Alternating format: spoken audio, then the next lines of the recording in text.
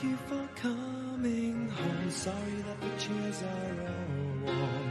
I left them here, I could have sworn.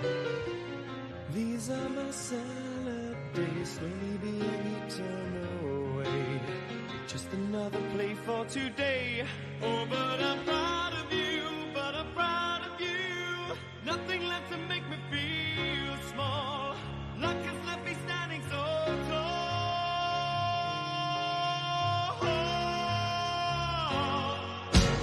Gold, always believe in your soul. You've got the power to know you're indestructible. Always believe it, 'cause you are gold. Life that you're bound to return. There's something I could have learned. You're indestructible. Always believe it.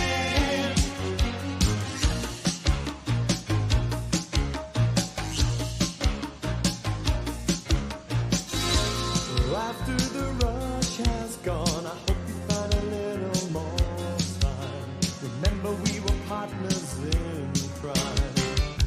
It's only 2 years ago, the man with the suit and the face, he knew that he was there on the case. Now he's in love with you, he's in love with you. My love is like a hard prison wall, and you could leave me standing so tall.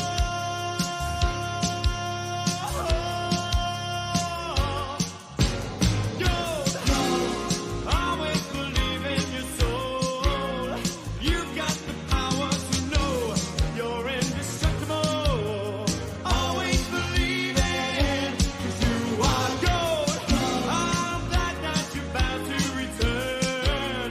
Something I could have learned. You're indestructible.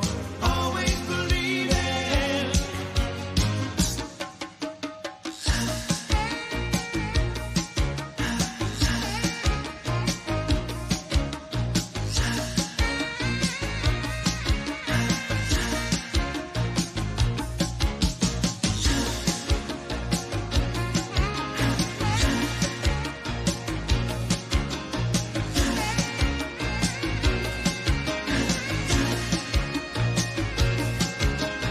Love is like a hard prison wall, and you can leave me standing so tall.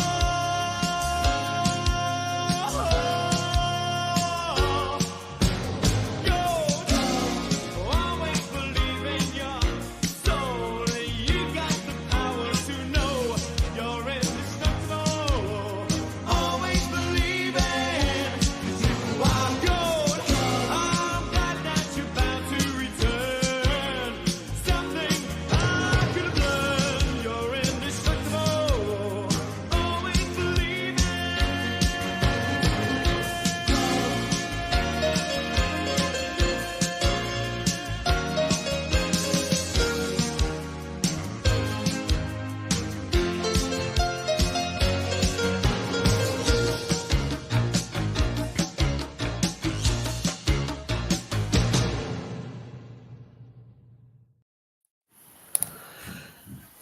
Good morning, good afternoon, good evening, wherever you are in the world. Welcome to this continuation of the Brinks-Mat Gold Bullion Robbery, as we're going through the aftermath and what happened and how basically it all eventually panned out.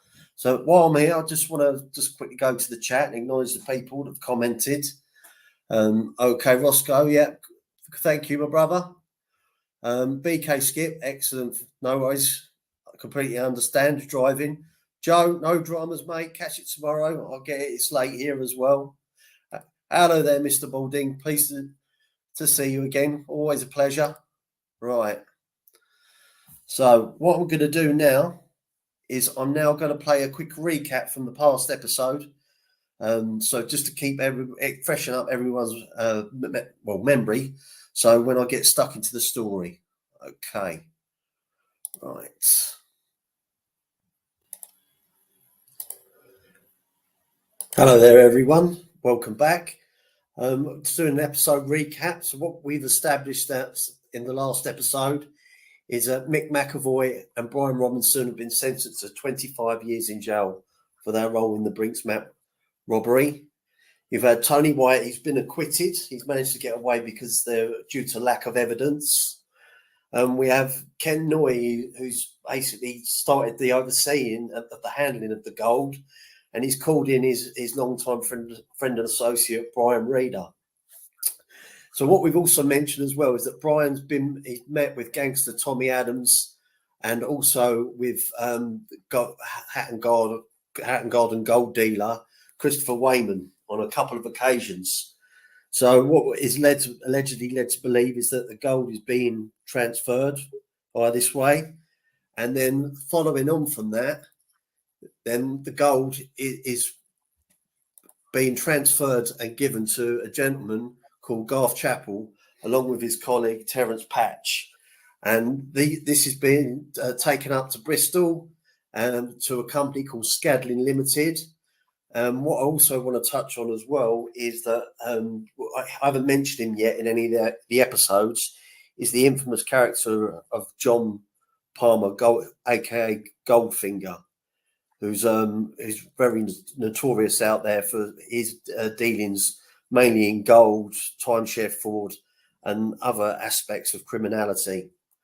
This is the just giving you a feel for where we're at, because I know that it was a long episode. And I just want you to be able to just pick up with me as I move forward through the story through this book. And as I always say, the information that I'm providing you is in the public domain. And while aspects of it are true, a lot of it can never be 100% verified as accurate. This is purely for educational, entertainment and satire purposes. So please just enjoy the lives. Okay, everyone, just before we get stuck in, I just want to quickly go over that again. Still had some sound issues. Shout out to Roscoe and Joe Delamora. And I know they won't be able to catch it. They're going to catch it on the replay. Thank you. And a shout out to BK Skip. He's driving and listening. Good man. Baywatcher, salute to you, sir. Thank you for coming. And Deborah Roberts, always a pleasure. It's nice to see you. So now we're going to get stuck in. And just as I say, we've had the recap now. So everyone just fresh in their minds, hopefully. And we can pick up from where we left off. So, okay, right. So at this time we had the daytime surveillance. Okay, was watching the Hollywood cottage. DC Russell Sinton and DC Stephen Matthews witnessed an innocent-looking domestic drama. There hadn't been any activity at Hollywood cottage on the morning of 26th of January 1985. Ken Noy's wife Brenda and their two children, Kevin and Brett, went to stay with her mother when the Ford Granada she intended to use failed to start. Believing that one of the battery terminals needed cleaning, Noy took a knife from the kitchen and tried to sort it out. When that failed, he started the car with the jump leads from the Range Rover, parked alongside Brenda Noy, and the two other boys eventually drove off in the Range Rover, and Noy left moments later in the Granada, having tossed a knife into the footwell of the passenger side of the car. Now, over at Brian Reeder's home that same day, there was no movement until 1:10 p.m. when Reeder was seen driving off in the Vauxhall Cavalier in the direction of Noy's house. Two flying squad officers, DS Anthony Yeoman and DC Bruce Finlayson, were close behind in a covert surveillance vehicle. Now, 4 miles down the A20, Reeder turned into the car park of the Beaverwood Club, but this time Ken Noy was nowhere to be seen. 4 minutes later, Reeder left the car park with DS Yeoman and his partner following at a discreet distance. What those officers did not realise was that Reeder thought he'd arrived too early to the car park. Reeder then drove up the A20 to the Ruxley Corner roundabout, 2 miles away, where he turned and double backed on his tracks. The officers following feared that they would be easily spotted by Reeder and pulled back to such an extent that they lost him. Now, in fact, Reeder had turned up at the Beaverwood Club too late for his meeting with Noy, which was arranged for 1 o'clock. Noy, despite the problems with his car, had been there on time. He waited 20 minutes before even joining the AA at a nearby kiosk. before deciding that Reader wasn't going to show up. Now, it wasn't until 2:25 p.m. that afternoon that Reader was spotted outside the imposing gates of the Hollywood cottage. So as the C11 officers, as I mentioned earlier in the last episode, they are like special surveillance team officers. And the officers Sinton and Matthews watched as Reader, finding that the gates were locked, no one was in, and they drove away. A few miles away, Ken Noy was enjoying a secret liaison with his mistress, Jenny Bishop. They were seen drinking together in the pub, then visiting a mutual acquaintance before stopping for a couple of hours at the Love Nest he'd bought for her in Dartford. Later that afternoon, Noy and his wife Brenda arrived back at Hollywood Cottage separately.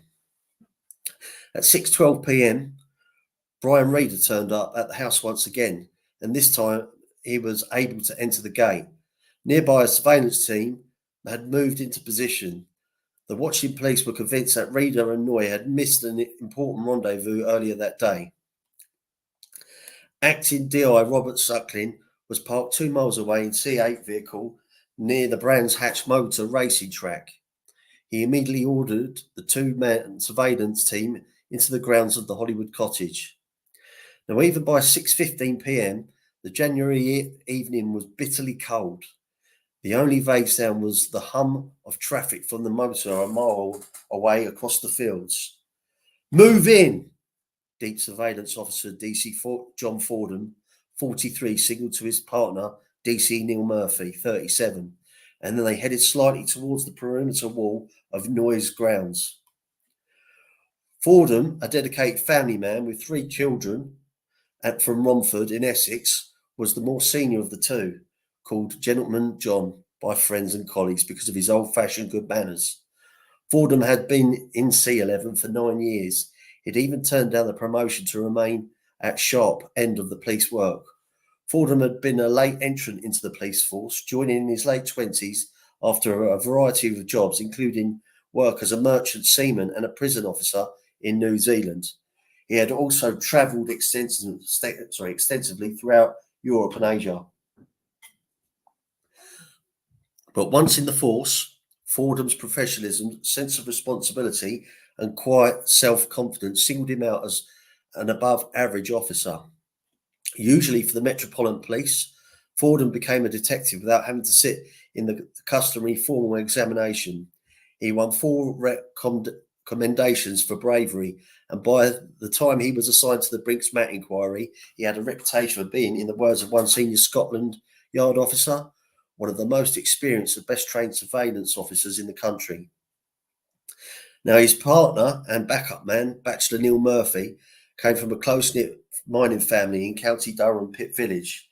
He'd joined the Met 9 years earlier in 1975, following a short career as a regular soldier. Murphy loved solitary sports like skiing and windsurfing. He had the right degree of fitness and self-sufficiency for the job, and something else too, an actor's eye. Even when off duty, he would constantly study in the mannerisms of people in an effort to improve his power of disguise. In 1980, Murphy was recommended for posting to C11. Murphy's dedication to the job had so impressed John Fordham that after his apprenticeship, they'd continue working together, and the teacher-pupil relationship developed over the years into one real friendship, although it was never clear that Fordham was the senior partner. Back outside Hollywood Cottage, Fordham and Murphy had emerged from behind their makeshift observation post hidden behind some bushes and were creeping across the quiet country lane until they reached the low wall at the front of the grounds. Both were dressed in rubber wetsuits, camouflage clothing and balaclavas. Fordham and Murphy were also carrying yeast tablets to pacify noise Rottweilers if required, though they knew that they did not always work. Fordham's kit included a pair of light intensifying night sight binoculars, a webbing scarf, gloves, 2 balaclavas, a woolen helmet, a camouflage hood, a peaked camouflage coloured forage cap, and a green webbing harness to keep the larger radio set in the position while crawling through the undergrowth. Beyond the wall, the 2 officers could see more than 100 yards of sweeping driveway by the light of string of mock Victorian lamps. There were small copses and shrubbery on one side and an open lawn to the other, dotted with newly planted saplings. At the top of the driveway were the lights of Hollywood Cottage. Seconds later, without a word being spoken between them, the two officers went over the wall, crouched low and waited to see if they had been spotted. A minute later, satisfied that all was clear, they moved towards the house, leapfrogging forward, one of them advancing while the other one held back as a lookout to warn if they had been seen. Keeping close to the perimeter fence, they made for the copse and shrubbery in front of the large barn, known as the Apple Store. That would give them enough cover to watch events at the houses undetected. Both undercover officers communicate with police through two radios that each of them carried. Their experience had taught them that the tiny body set radios, those were the radio devices that were integrated into the officers' clothing. However, they were easily affected by the movement, so were of limited use. Now, usually worn by surveillance officers, were often inadequate for good reception in rural areas. Hello there, Tommy Stiggs. Thank you for coming. Now, the proximity of the aerial to the ground tended to interfere with transmissions, particularly when they were sending messages. So they were each equipped with a larger set of sending messages. While using the smaller set for receiving, Fordham and Murphy's contact man outside the grounds was DS Robert Gurr, a crusty C-11 veteran. But the rule for such operations was that once they had taken up their close surveillance positions, they were effectively on their own. Fordham and Murphy got to the cover of the shrubbery copse surrounding the garage some 60 yards in front of the house. Fordham was in front on one knee beside a tree waiting for Murphy to move forward. When one of Noy's Rottweilers appeared out of the darkness, Murphy was startled. His hand flew into his pocket as he tried to feed the yeast tablets to the dogs, but they weren't interested. They continued barking louder and louder. Fordham grabbed his radio set. He whispered, "Dogs, hostile." It was picked up by the other officers in the retreat across the school lane. Inside the house, Noy led Reader into the kitchen to admire some photographs of the house taken earlier that month. Showing the cottage covered in snow, a cup of tea was made. Then Noy took Reader into his study to discuss business. "What the fuck happened to you today, Brian? Why didn't you show?" started Noy angrily. Just then, he heard the dogs making a commotion outside. Noy opened the study door and shouted to Brenda, "Brenda, what's happening with those dogs?" Moments later, Brenda Noy appeared in the room. "They're down by the barn. I'm not going down there. It's too dark." Brenda Noy was one of the three to head off down into the darkness towards the dogs. Noy grabbed his leather jacket from behind a chair and headed for the front door. Outside, after gesturing to Fordham, Murphy began to withdraw. He presumed Fordham would follow him. Now, the first maxim of the C-11 officers is blow out rather than show out. In other words, if his presence is discovered, he should withdraw. Failing that, he should identify himself as a police officer, but with such hostile dogs, there was only one option. At 6:25 p.m, Murphy radioed to his colleagues, "Kneel out towards fence." He walked through the shrubbery and made it for the end of the wooden fence that separated Noisland from the other house in the school lane. Outside Hollywood Cottage, Ken Noy found a torch in the Granada parked in the garage. He also grabbed a knife he'd been using earlier to clean the battery tops. Holding both items in his left hand, Noy walked down the drive, calling to the older dogs, Sam and one of the puppies, Cleo. The other dog, Cassie, was still in the kitchen. Reaching the Apple Store area, Noy saw the dogs on a pile of sand, barking into the shrubbery. He swung the torch in the same direction. Noy then moved into the wooded area, letting the beam pan the ground in front of him. At 6:27 p.m, Fordham came on the radio. "Somebody out, halfway down drive, calling dogs." At the boundary fence, Murphy walked up to the end furthest from the Hollywood cottage, using his tree for support, climbed up to the balance on the top of the top to take stock of the situation. Looking down to where he had last seen the Rottweilers, Murphy spotted a figure with a torch, obviously searching in the shrubbery. Now the light suddenly moved towards Murphy, prompting the police officer to drop into the garden on the other side of the fence. Murphy then tried to attract the attention of the dogs to help his partner. Okay. Hello, Chris Trott. Good to see you. Now, hoping that perhaps Noy would think that he was an irate neighbour and call off the dogs, or that Noy would come down to the fence to see who was behind it. Allowing Fordham to escape, Murphy shouted through the fence, "Keep those dogs quiet!" Just then a noise to his left attracted Ken Noy's attention. He swung the beam of light in that direction. The light instantly fell on a hooded figure just 4 or 5 feet away. Noy froze with horror. All he could see of the man was 2 high eye holes with a mask. Noy later said that the figure struck him a blow across his face. Immediately after being hit, Noy claimed he dropped the torch, grabbed the knife from his pocket, and put his left hand up to the other man's face and grabbed him. "Brenda, help!" he screamed in the direction of the house. Then Noy used all his brute strength to smash his fist into the man over and over again, but the man still kept coming, dressed in black with the mask on. He seemed huge to Noy. Noy began to plunge the knife into John Fordham's body, and in the tussle that followed, both men fell to the ground. Fordham came down on top of Noy, who struck him again and again. Noy then broke free and began running up the drive. He looked back momentarily and saw the figure staggering on to his feet and started to move towards the garden wall. In Hollywood's cottage, Brenda Noy rushed upstairs to their bedroom cupboard and took out a shotgun, one and at least half a dozen that the couple kept there. She also grabbed 4 cartridges from the same cabinet, loaded the gun as she ran. Brenda Noy in tracksuit and slippers and Brian Reeder headed down the drive into the direction of where they heard Noy shouting. Halfway down, Noy ran towards them. "There's a masked man down there," shouted a breathless Noy. He grabbed the gun, which was by now in Reeder's hands. Running back to the copse, with Brenda and Reeder close behind, Noy picked the torch up off the ground and moved towards the gate. Then Noy spotted the dog surrounding the masked figure lying slumped on the ground. He went straight to the man.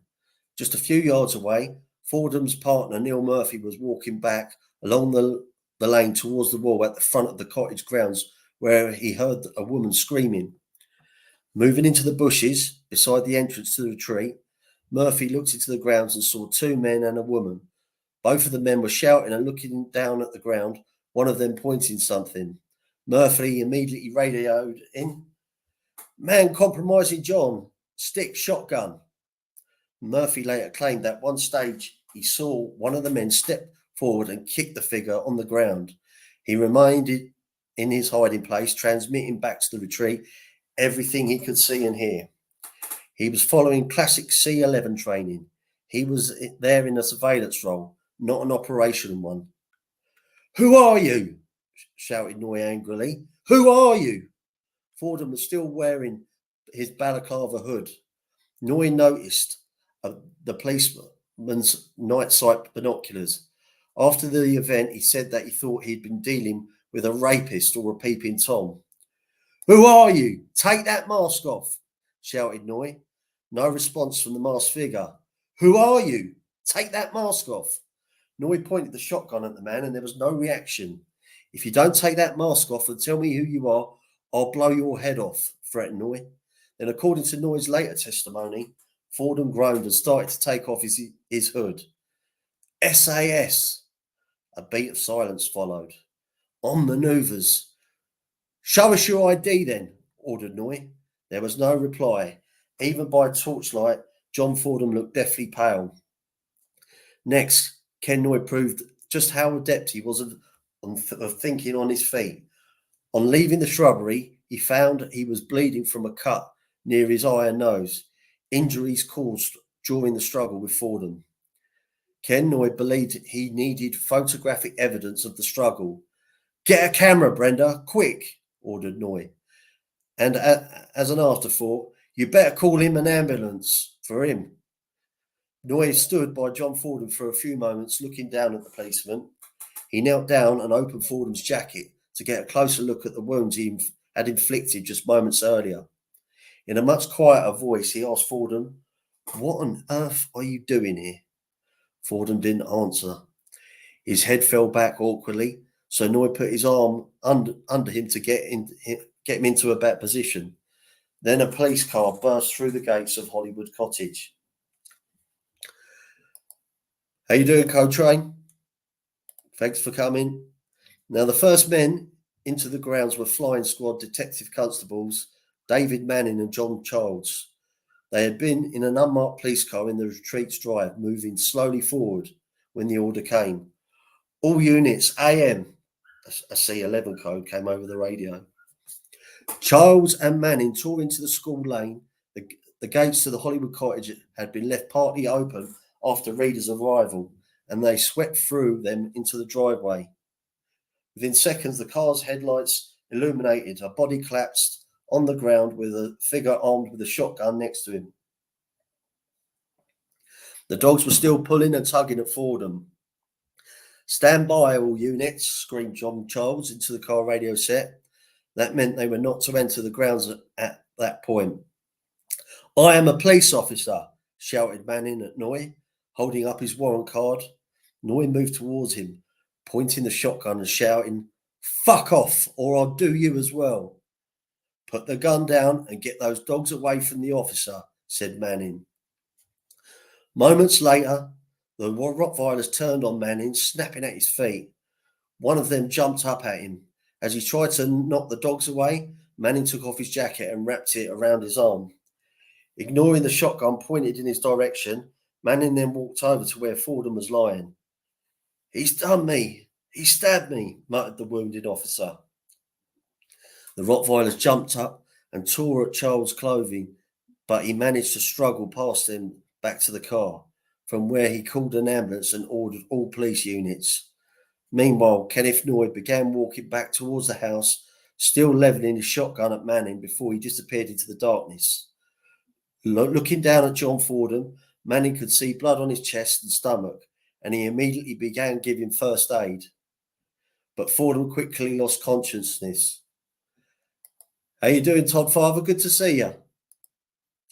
In the confusion that followed, Brian Reader fled from the scene by foot. He scrambled over garden fences and through private properties.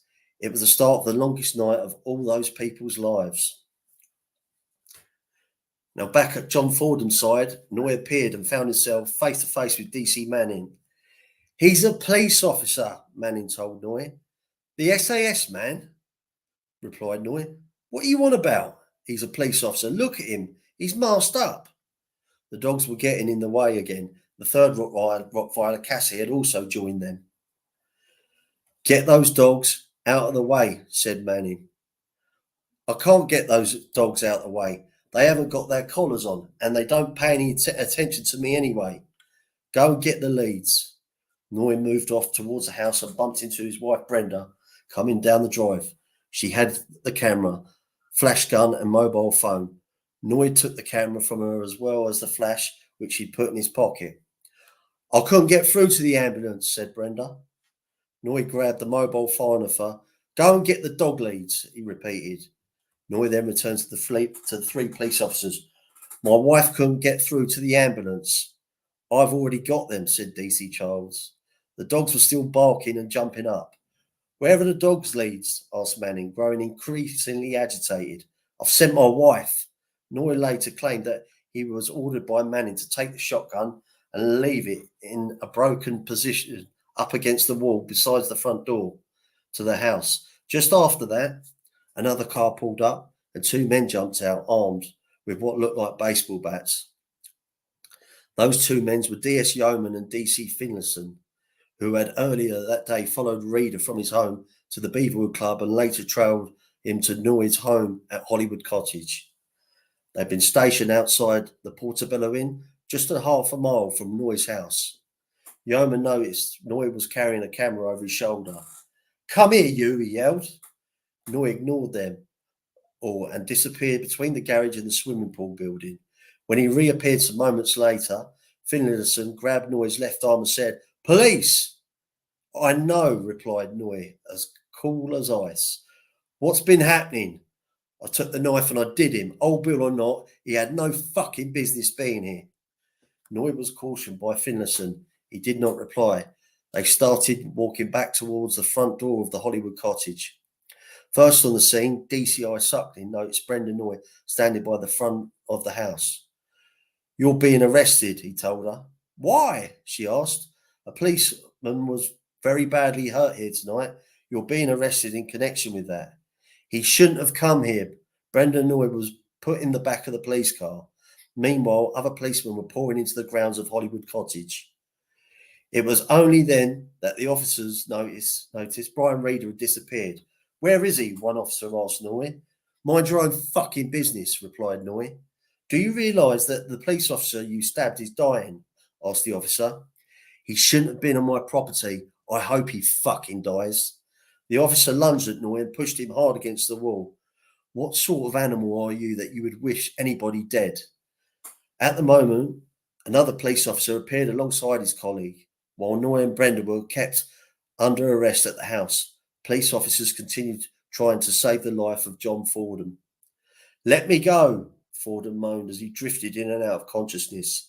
He was given cardiac massage and mouth-to-mouth shortly after 7 p.m. the ambulance had arrived.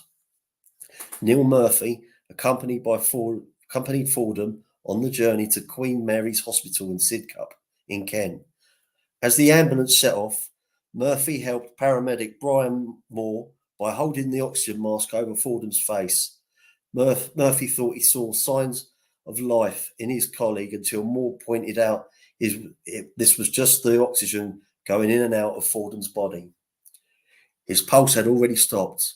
12 minutes later, they arrived at the hospital where Fordham was seen by duty surgeon Graham Ponting.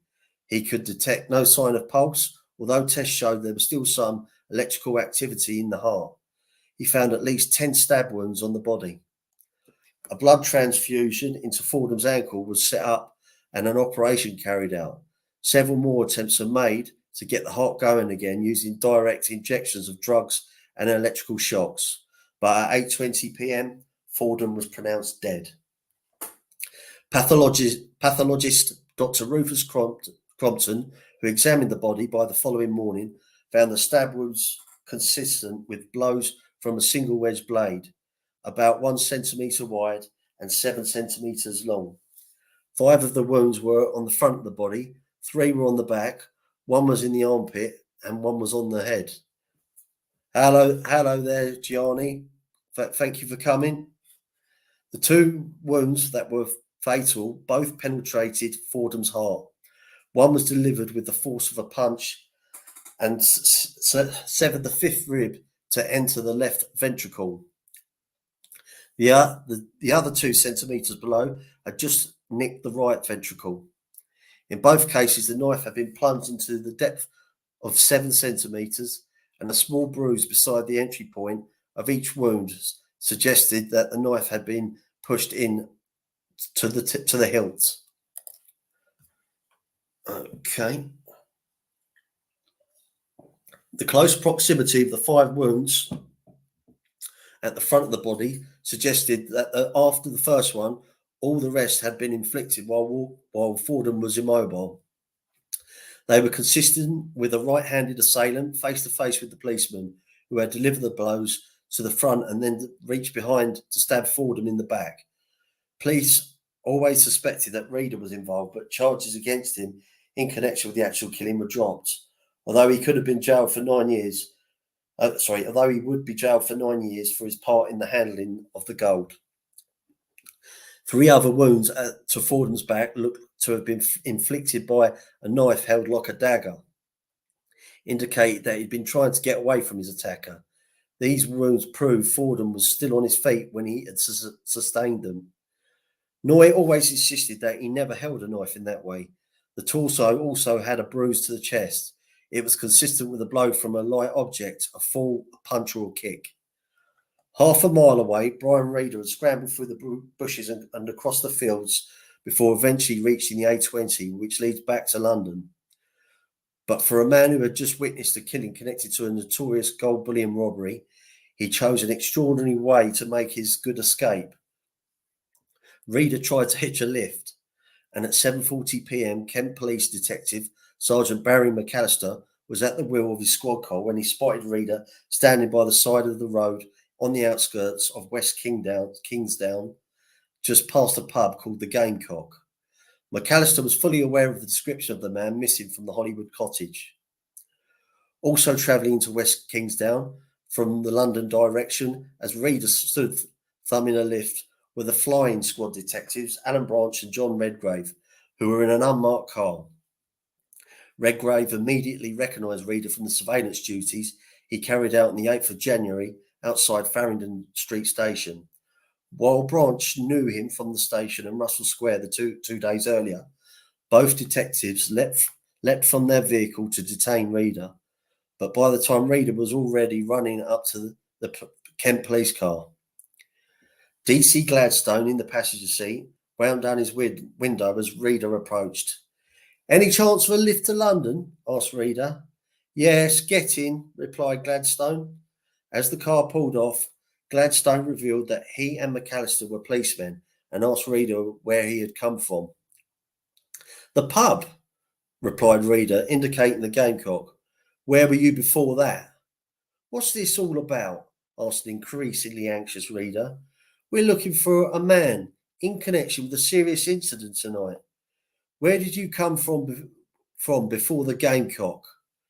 Reader did not reply, but shoved his right hand into his pocket, fearing that he might be armed. Gladstone asked to see what he was holding. Reader showed him a few coins. He was then ordered to put his hands on top of the front passenger seat. Reader was handcuffed and driven back to the car park at the Portobello Inn, where the other Kent CID men were waiting. Told that he was being arrested on suspicion of assaulting a police officer earlier that night, Reader replied, "What?" These charges were then repeated. "You must be joking," he said. That night, Kenneth Noy, his wife Brenda, and Brian Reader were all taken to Swanley Police Station. Noy was convinced that the evidence against him would be invented and statements concerted. As a result, he immediately demanded his legal rights and he wanted the case to be dealt with by Kent Police, amongst whom he considered he had some good contacts. For more than 24 hours following his arrest, Noy continually asked for Kent to be involved. He was very, very wary of Scotland Yard, particularly the flying squad.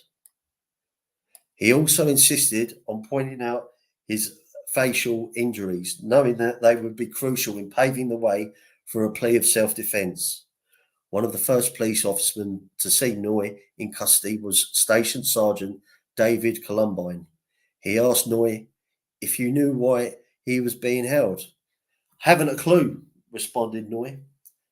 "You're here for the attempted murder or murder of a police officer," said Columbine. "Is that all?" Noy allegedly replied. He was searched and nearly £850 in cash was found on him. When Noy was asked to sign a form listing what had been taken, he at first refused, then appeared to cooperate, but instead wrote down the name and address of a firm of solicitors. At 11:30 p.m. that evening, PC Fredbird went to Noy's cell, the small woman's cell at the station, to ask for his clothing for a forensic examination. The officer knew little else about Noy's alleged crime because he was in such a truculent mood at this stage he would not even admit his own name.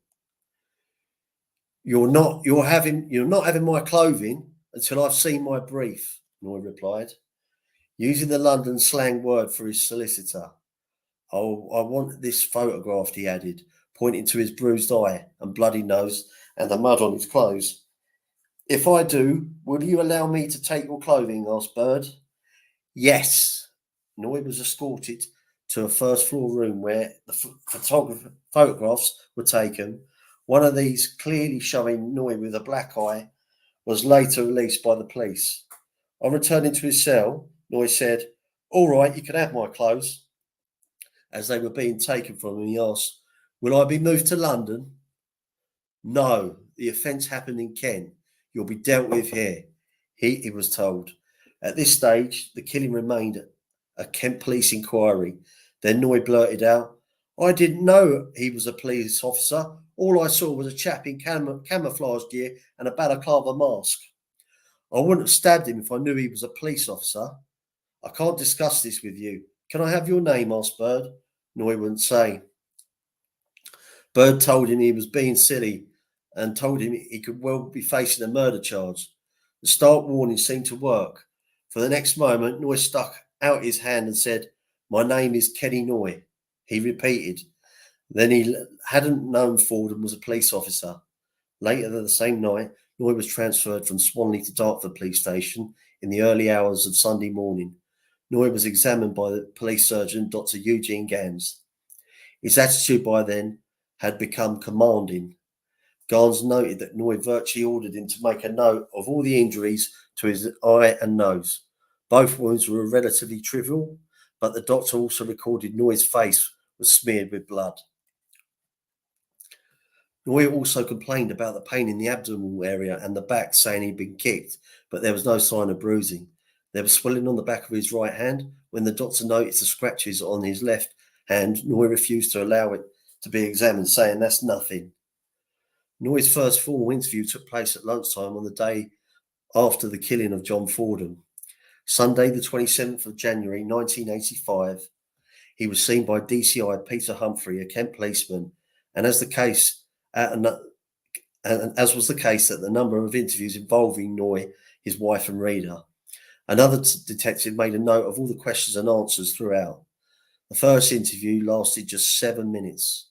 Noy refused to answer questions unless his solicitor was present. "I was promised my solicitor when I got to Swanley last night. Now it's Sunday, 1 o'clock, and I still haven't seen him," he grumbled. DCI Humphrey was unmoved. "Has anyone told you that the man stabbed last night has died?" he asked. "No reply unless my solicitor is present," Noy responded. "Hello there, Paul. Thank you for coming."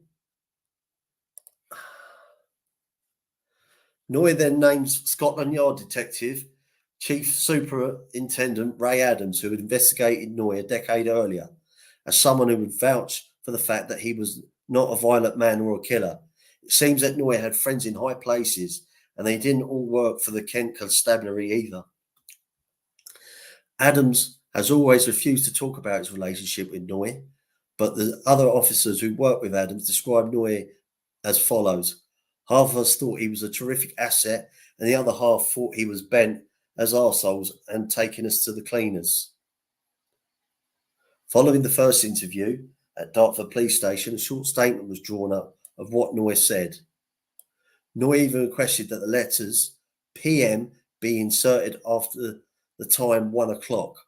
He then asked that a line be drawn at the end of the last word of each line to the edge of the page to prevent anything being inserted. That afternoon, Noy's request for a solicitor was granted. Raymond Burrow, his legal representative for 12 years, was ushered into the cell to see Noy. Burrow had earlier reacted with amazement when told about the incident at the Hollywood cottage. Kenneth Noy, he knew, was a jovial sort of fellow, gregarious. But the Ken Noy who greeted his brief that afternoon was very agitated and distressed. Noy insisted he'd been defending himself and said he'd be extremely worried about Brenda. He clearly began outlining what had happened to Burrow, but the solicitor cut him short. The cell door had been kept open a foot or two by officers guarding Noy, and 2 of them remained outside within hearing distance. Burrow didn't think it was a suitable environment to listen to his client's instructions. He later described it thus: "One could almost cut the atmosphere with a knife." Noy didn't realise that Brian Reader had also been transferred from Swanley to Dartford Police Station and was actually in the adjacent cell. At 3:15 that Sunday afternoon, Reader was seen by Detective Superintendent David Tully of the Kent Police Force. Reader immediately expressed concern about his wife, who was a diabetic and due to go into hospital the next day for treatment to her pancreas. "Where's my wife?" demanded Reader. He was told that she'd been arrested and was at Gravesend police station. Okay, hello there, Martha. Good to see you. "I want you to know, Mr. Tully, that she is a very sick woman and needs medical attention," said Reader. Tully assured Reader he'd personally go to Gravesend to make certain she was all right. "Thank you," said Reader. "She needs special food like boiled fish, otherwise she gets ill." Tully got back to the subject at hand. "At some stage you will be interviewed about the incident at Mr. Noyes' home on Saturday evening. You understand that you've been detained in connection with the incident?" asked Tully. Reader tried to look concerned. "It's a very serious matter," he told the detective. "I know a police officer that has been murdered, and I was told I was responsible." "I want you to know, Mr. Tully, that I do not know anything about it, and I do not have anything to do with it," said Reader. Reader said he would not answer questions without his solicitor being present. His brief's name was Stanley Bella of Bella Jarvis, based in Oxford Street, central London. "You must understand," said Tully, "a large amount of money was found at your house when your wife was arrested, and she, as you well know, will be asked to account for the possessions of that money." "That money is mine. It's nothing to do with my wife," said Reader. That Sunday afternoon, Hollywood Cottage, the most significant piece of evidence linking Noy and Reader to the Brinks-Mat bullion case, was discovered. Lying in a shallow gully beside the garage wall and hidden from view by a tin of paint covered by a rubber mat was a red and white piece of material. Wrapped in the cloth were 11 gold bars, amounting to some 13 kilograms, at the time were worth at least £100,000. The roughly cast bars were all of a similar size, 3 inches long, 1 inch high, and 1 inch wide. Some of the same red and white material was later discovered at Noyes Ford Granada, and operating instructions for the model of the furnace bought by Michael Lawson 13 months earlier were also in Noyes' Apple store. At Ken Noyes' Hollywood Cottage, police began, and even more, thorough inch-by-inch search, including an aerial reconnaissance by a helicopter equipped with an infrared devices capable of pinpointing metal buried underground or hidden in buildings. The grounds were checked by a line of policemen moving slowly forward, shoulder to shoulder, very rapidly. There were some significant discoveries.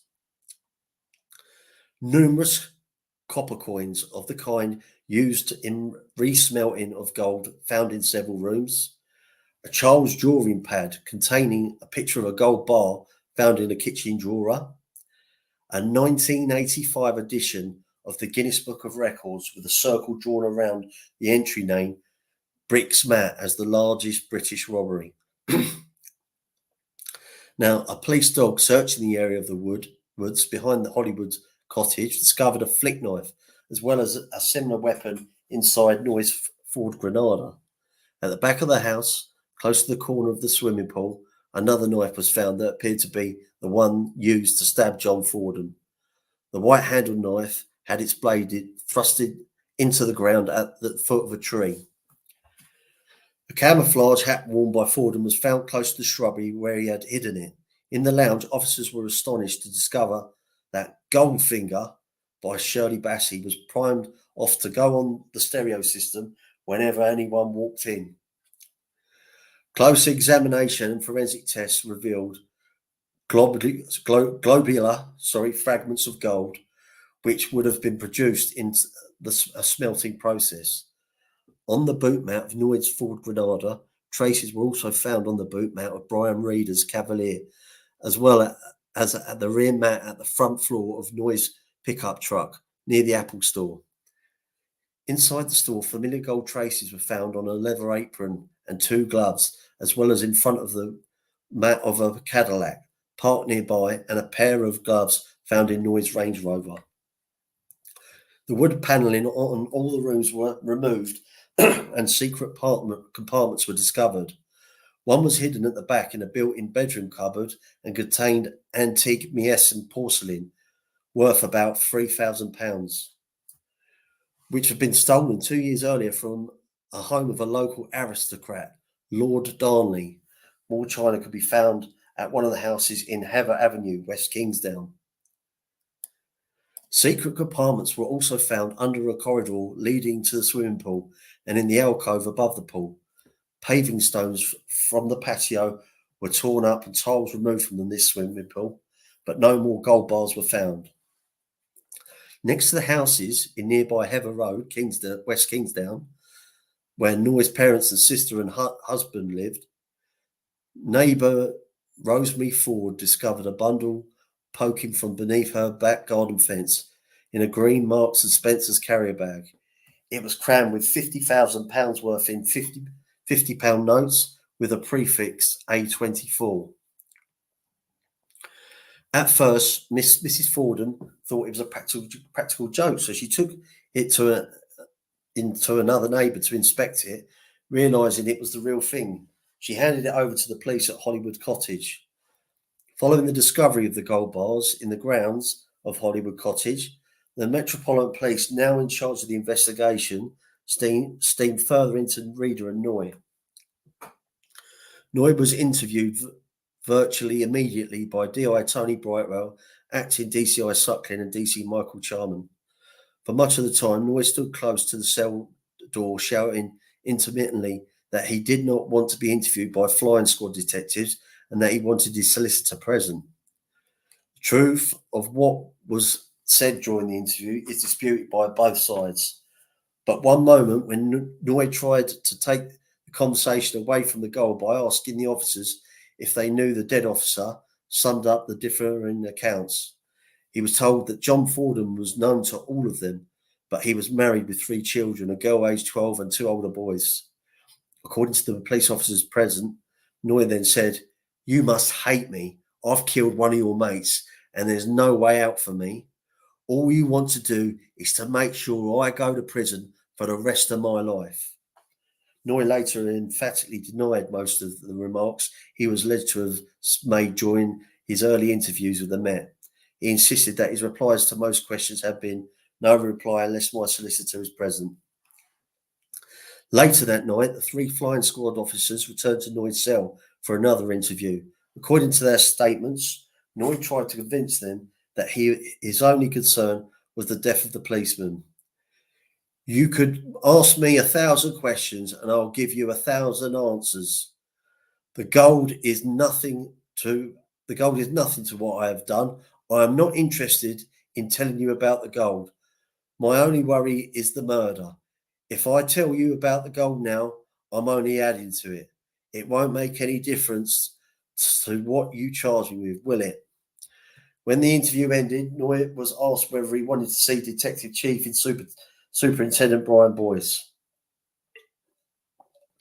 According to the officers, he replied, "I'll leave that to you." Detective had an equally frustrating interview with Brenda Noy, who was also at Dartford Police Station and was proving to be a tough customer. "I can't help you," she immediately told the detectives as they walked into the interview room. "Can't or won't?" asked one. "Look, I can't help you," she repeated.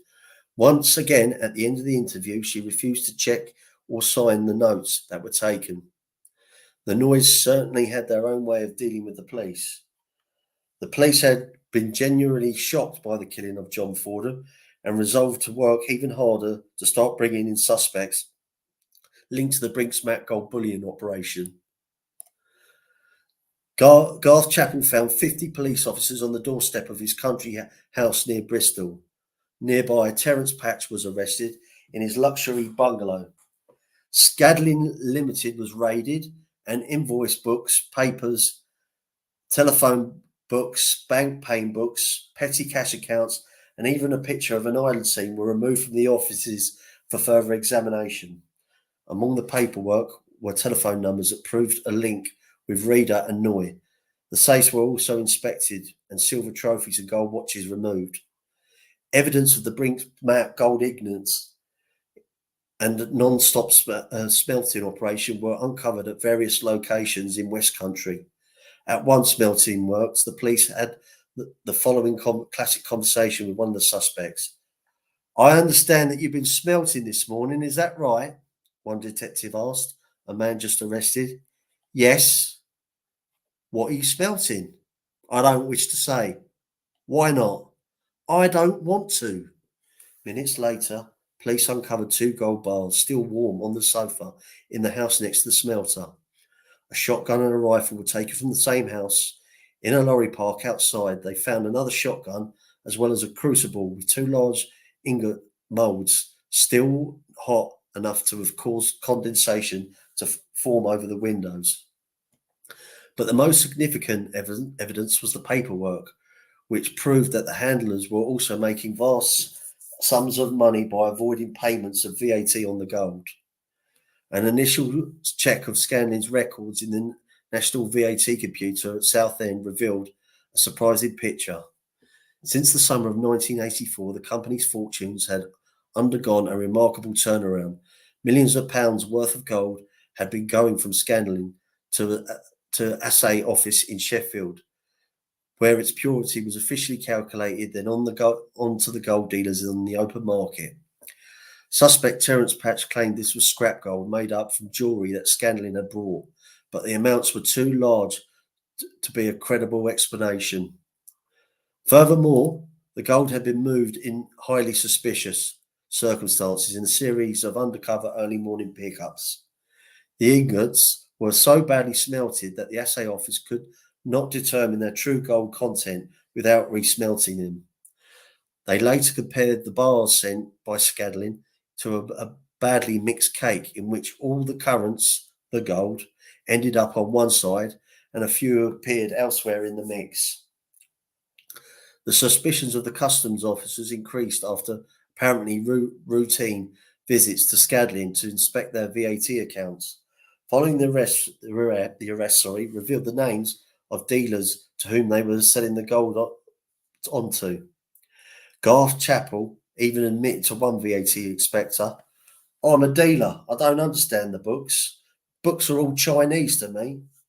2 days later, the customs officers returned to tell him that he owed nearly £80,000 in outstanding VAT payments. More checks showed that Scanlon were paying virtually the same as they were for selling the gold for. It didn't make sense unless their paperwork was false. They were undoubtedly avoiding vast VAT payments. In London, police carried out similar raids on various properties, including individuals linked to Reader and Noy. On the Tuesday following PC John Fordham's killing, Ken Noy spent much of the day alone in his cell at Dartford Police Station before investigators Brian Boyce appeared in his cell carrying 3 knives, asked him if he recognised them. "No reply unless my solicitor is present," was Noy's only response. 2.5 hours later, Noy's brief, Ray Burrow, saw his client. Burrow immediately told Boyce, "My client does not wish to say anything at this stage."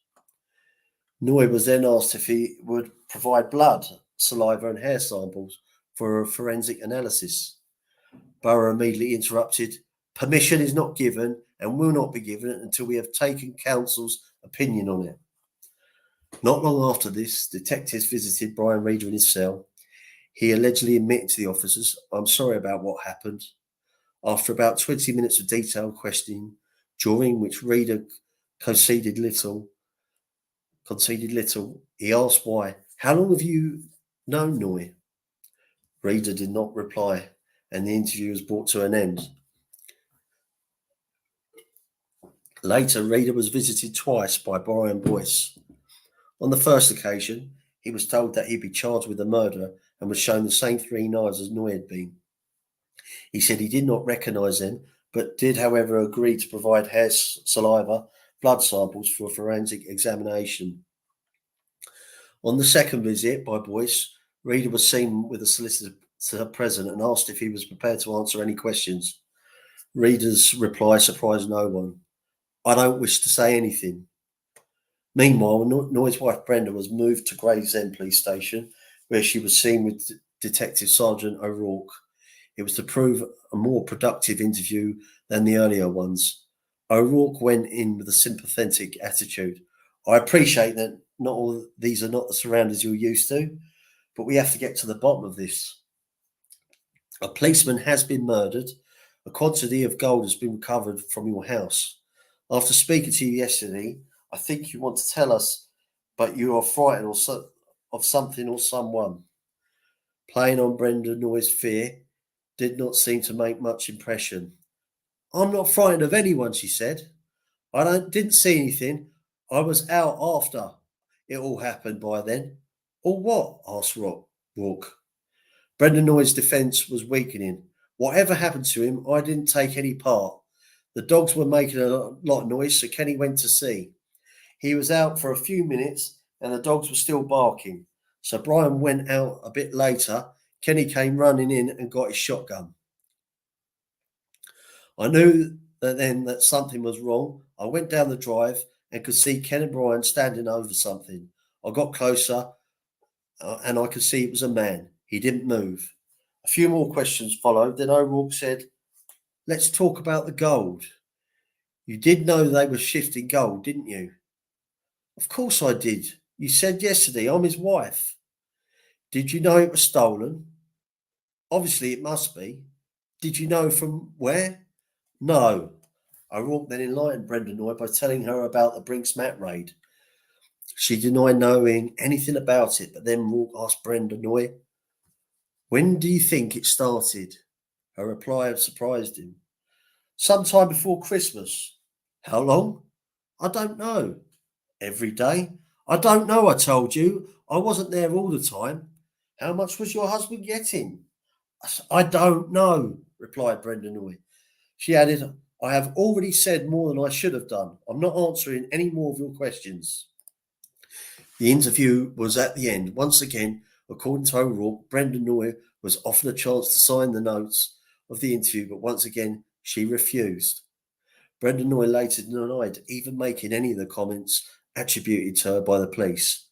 After a visit from O'Rourke, Brenda Noy was moved back to Dartford police station, where she was interviewed by the senior officer Brian Boyce, to whom she refused to talk. Earlier on that same Tuesday evening, Kenneth and Brenda and Brian Reader were all officially charged with murder. Now, the following day, Noy was moved to Bromley Police Station, where he was interviewed by Detectives Suckling and Charman. By this stage, questions about the gold were the only ones the police could actually put to Noy. He had been charged with Fordham's murder, which meant that it was not permitted to interrogate him again after the killing. There was a brief silence between the policemen and their prisoners. Good to see you, Tina. Good man. Noy scratched his chin, considering his next move. Tell me what happens when you get out of here. What do you mean? Do you write all this down? Yeah, we make notes on what's been said. I can't say anything then, can I? Why? The reply Noy gave showed just how familiar he was with the Brinks-Mat story. That Black's a dead man, isn't he? Said Noy, referring to Tony Black, whose evidence had brought Robinson and McAvoy 25-year prison sentences. You lot wrote down what he had to say. Now everybody knows what he's done. He's a dead man when he comes out. You don't think I'm going to get myself killed because you people told him I've helped you. Charman interrupted Noy. Are you saying you've got things you can tell us about the gold if you write down what we say here? The thing is, continued Noy, what good is it going to do for me? I'm going away for a long time for what I've done. I don't see you can help me if I'm telling you anything. They won't cut my sentence. It won't make any difference at all. Charman sensed that his prisoner was edging towards some kind of a deal. The things that have happened to you over the past few days cannot be altered in any way, and it would be wrong if we suggested they could. We've arrested you with what I'm pretty sure is some of the Brinks-Mat gold. Our interest is to recover what's left of the 26 million worth, which was stolen. You can help us, I'm convinced. Noy was scathing. I can help to get myself killed as well. You know what these situations involve? I'm a businessman. If I thought there were any way I could put things in my favour, I'd tell you as much as I know. But this is a pretty one-sided sort of a deal from what I can see.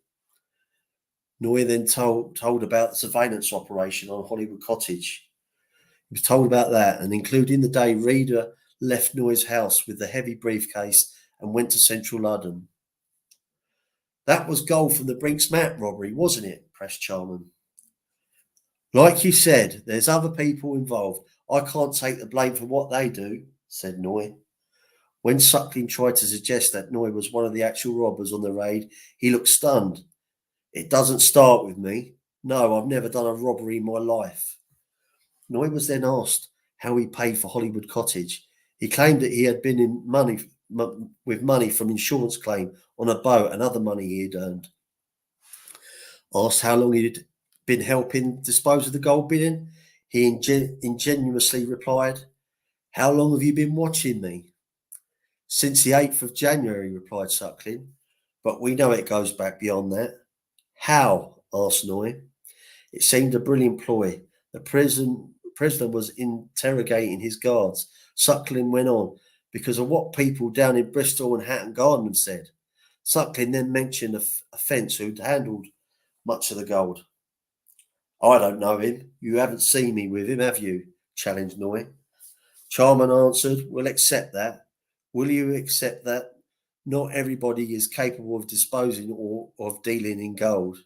"Yeah, I accept that," replied Noy. "Will you accept that you have been to Jersey with others in a private plane and that you brought gold there?" continued the detective. Incorrectly, Noy had taken a chartered flight for a trip. Noy smiled. "Yeah? So what?" Suckling then told him that they believed the gold was brought to provide legitimate paperwork to cover for the moving of stolen gold. He was also told that he had been watched at the Beaver Club handling gold over to Reader. "Perhaps that was the gold I brought in Jersey," he ventured. "It wasn't," replied Suckling. "We know that gold is still in vaults in Jersey." Charman tried to drive home just how much the flying squad already knew about the gold run, saying, "From what we've seen, the activity round you tends to indicate that you are the trusted middleman who has the gold contacts, who's got all the contacts and the money to get what's necessary done. I know what you want from me, but any business I do with you will get me done in," was the dramatic reply. "Aren't you exaggerating a bit?" asked Suckling. "I know enough about the people involved to know that if I say what I know and anything happens after that, they'll know it could have only come from me. If I do anything to get you back that gold, which they think belongs to them, then that's me done." "Well, two of them can't bother you, surely. They're locked up for 25 years, said Charman. Noy then began to voice suspicions about how the police had got to him, and he named a man who detectives believed had taken part in the original raid, but whose involvement they had been unable to prove. "Hello, Asada. Good to see you." "He probably gave you the name because you gave him some help. He's made sure his share is all right. The only sort of deal I do is like my business. If it's all in writing and signed by the people concerned." With that, Noy fell silent for a few moments. Then he told the detectives that he wanted to speak to lead officer Brian Boyce. "We will speak to Mr. Boyce when we leave you," promised Suckling. "What can you tell us about Tony Black?" he added, picking up on Noy's remark at the start of the interview. "I can tell you he's as good as dead," said Kenneth Noy. "I know all about the false identities and all that, and I know that won't help him at all. They'll find him, they'll have him." "Who's going to have him then?" said Suckling. "There's enough dirty there's enough money from this to get anyone to do it. They don't need to get their hands dirty. Do you know if anyone has been hired or propositioned to do it? No, but they'll get that sorted. It's easy enough. Noy was then asked about instructions for the furnace, which were found in the Apple store, and once again about where he got his money from. I'm a businessman, I told you. I told you what I am, he insisted. Noy's attempt to sound respectable annoyed Detective Charman intensely. What are you, Mr. Noy? Is a man well acquainted with villains, armed robbers, and the sort of men who come into large amounts of money who will come to you to launder their cash. You're trusted to keep your mouth shut, and you share in the profits of crime by percentages without having to put yourself up front. I put myself up front the other night, didn't I? Noy bitterly responded. Charman continued, it always goes wrong for these people at one time or another. Why protect them? I suspect that if you were if they were in your position, they wouldn't hesitate to put your name forward. In fact, there's been something to bear in mind in the future with this inquiry. A lot of people have been arrested. The appeal failed. They will have to watch themselves like black, won't they? Said Noy coolly. As the interview drew to a close, Noy inquired about Fordham's family, asking how they were. I think you can guess that as well as we can, said Suckling. If they hadn't happened, I think we could be talking now. If that hadn't happened, said Noy. What do you mean? What could we be talking about, said Suckling. All I'd have to worry about would be the gold, and I think perhaps I might have got a deal and you might have got what you wanted. 3 hours later, Ken Noy was interviewed in his cell by Brian Boyce. Following his earlier request, Boyce entered the cell with his deputy, DCI Ken John. Noy immediately made a point of shaking Boyce's hand, using one of the secret grips by which the Freemasons would across the world recognise each other by. Noy smiled. He believed that if Boyce was a Mason, then he might appreciate the gesture. Boyce was far from impressed and noted the incident as yet another example of Noy trying to manipulate police officers, whatever their rank. Boyce explained that he wanted to ask questions about the gold found outside Hollywood Cottage. Boyd made a point of warning Noy in the usual manner that anything he said could be used as evidence later. Noy then turned to the police chief. Mr. Boyce, can I speak to you alone? Yes, if you prefer, responded the senior detective. DCI John immediately left the cell. Noy continued, I want to speak to you off the record. I won't if you write anything down. Have you got a tape recorder going? Boyce replied that he had not. He even opened his briefcase and emptied out his pockets to put the prisoner's mind at rest. I won't write anything down, promised Boyce. Noy began asking Boyce if he considered him to be a cold-blooded killer. Boyce said he didn't know, but there seemed to be nothing in his record to indicate that he was. Noy then asked Boyce what he thought would happen to him. Boyce said it was up to the court. Yes, but what can you say? What can you say? Make or break me, replied Noy. Boyce emphasised that all he could do was present the evidence. The rest was up to the court to decide. Noy then began to say that he was a very rich man and he wanted to give some money to John Fordham's wife and family. Boyce said he understood. Next, Noy turned to matters closer to home. If he went to prison for a long time, his life and that of his family would be destroyed. Noy asked Boyce whether he had any family and was told he had. Then Noy inquired when the detectives was due to retire. I conclude some 30 years of service in 4 years, replied Boyce. I'll make sure you have a good retirement, said Noy quietly but firmly. I'll ensure that you have plenty of money when you leave the place. I'll put 1 million in a bank anywhere in the world, you tell me. No one will be able to trace it. I just want to ensure I do not go to prison. Boyce's face showed no emotion or surprise. You're wasting your time talking to me this way. Boyce went on to say that the only kind of help he wanted was for Noy to reveal the whereabouts of the Brinks-Mat gold bullion. Boyce re-emphasised his point. He told Noy he had better weigh up whether or not he was going to tell him where the bullion was. Noy replied that he would think about it, but Boyce should remember his offer. I am a man of my word, said Noy. He repeated his offer to compensate Fordham's widow and children and told Boyce to think about the 1 million offer. Boyce said there was no question of accepting and repeated that he had said earlier. At the end of the conversation, Noy made a point of mentioning that there had been no written record of their interview. He didn't look happy when Boyce informed him that the contents of the conversation would be written down immediately after Boyce left the cell. Noy recovered his composure before Boyce left and told him, "You're on your own." Then he offered the detective a bribe again. Months later, Boyce was accused in court of offering to get Ken Noy a reduced sentence. He denied it categorically and related how the bribe offer was made. I could be mistaken after being offered £1 million, said Boyce. Now, the day after, he brazenly tried to bribe the lead detective on the Brinks-Mat inquiry. Kenneth Noy was interviewed again by Detectives Suckling and Sharman, who wanted the combination for the safe found buried in the floor of one of his rooms at Hollywood Cottage.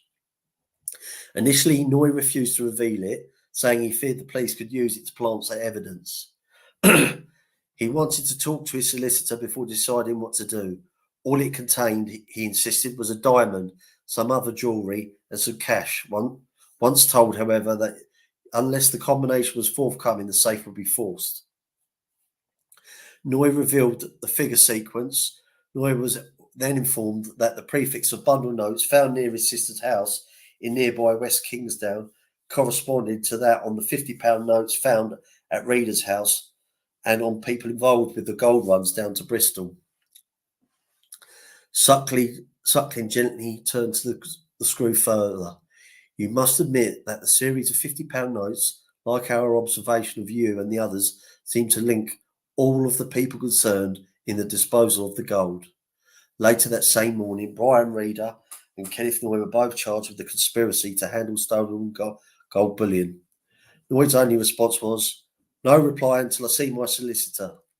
Over in Bexley Heath, Kenneth Noy's parents, Jim and Edith, were moving after almost 40 years of living in their bungalow in Jenton Avenue. They told neighbours that their beloved son, Kenneth, had built them a house at the end of a cul-de-sac in West Kingsdown, next to where his sister, Hilary, lived. Mr. and Mrs. Noy admitted that it didn't matter whether or not they sold the bungalow because their son had already paid for their new property. Just before they moved out, Mr. and Mrs. Noy were allowed the police to thoroughly search the house, garage and gardens. Officers even dug up Mr. Noy Sr.'s vegetable patch in search of some missing Brinks-Mat gold. And the only interest that the detectives did come across were hundreds of new telephones stored in the garage. Neither Mr. Noy, a former telephone engineer, nor his wife could explain where they came from. The murder charge against Brendan Noy was eventually dismissed at a committal hearing at Lambeth Magistrates Court in South London, 2 months after her initial arrest because of insufficient evidence against her. However, she was rearrested as she left the court that charged with conspiracy to handle the stolen bullion. Now, around this time, another one of the suspected Brinks-Mat robbers, Georgie Boy Francis, found himself at the centre of some extensive police attention when officers swooped on his pub and adjoining property in Kent. Willie Francis protested that he had nothing to hide and they went away empty-handed. But villains linked to the Brinks-Mat job started hearing some typical underworld rumours about George Francis and how he might have done a deal with the police in exchange for being allowed to keep his liberty. When certain criminals, both inside and out prison, heard the gossip, they decided that something had to be done. Now, in May 1985, with Ken Noy in custody awaiting trial for the murder of DC John Fordham and McAvoy and Robinson long since incarcerated, Georgie Boy was holding court, as usual, behind the bar of his pub at the Henry VIII near Heathrow Castle in Kent. A hooded gunman, dressed entirely in black, burst in and shot Francis at point-blank range before escaping on a motorbike. Francis survived after an operation to remove a 9mm bullet from his shoulder, but the message had been sent out loud and clear to all those connected with the Brinks-Mat who had not yet been sent to prison: keep your traps shut. After the killing of a policeman, now one of the suspected robbers had been gunned down, the curse of the Brinks-Mat had well and truly kicked off. Soon after John Fordham's death, his C11 partner, Neil Murphy, suffered a minor nervous breakdown and was caught trying to leave a shop near his home without paying for some cassette tapes. Newspapers at the time referred to the incident as the Onion Fields Syndrome, named after a book by the former Los Angeles detective Joseph Wamberg about a policeman who began stealing when tormented by guilt following the murder of his partner. It was a true story, and in the case of the officer, a psychiatrist wrote that his behaviour reflects this need to manipulate the environment to agree with his obsession that he is an unworthy person, to punish himself and to relieve the anxiety of unconscious guilt, and to unconsciously avoid his police colleagues who he felt looked critically at him. Now, the incident involving Neil Murphy was far less serious, but there were some clear similarities. The store did not prosecute, and Murphy was allowed to retain his job with C11 after having psychiatric counselling. He explained that no dishonesty had been involved, his mind had simply been miles away. Meanwhile, another sinister group of characters was starting to take an unhealthy interest in the Brinks-Mat gold.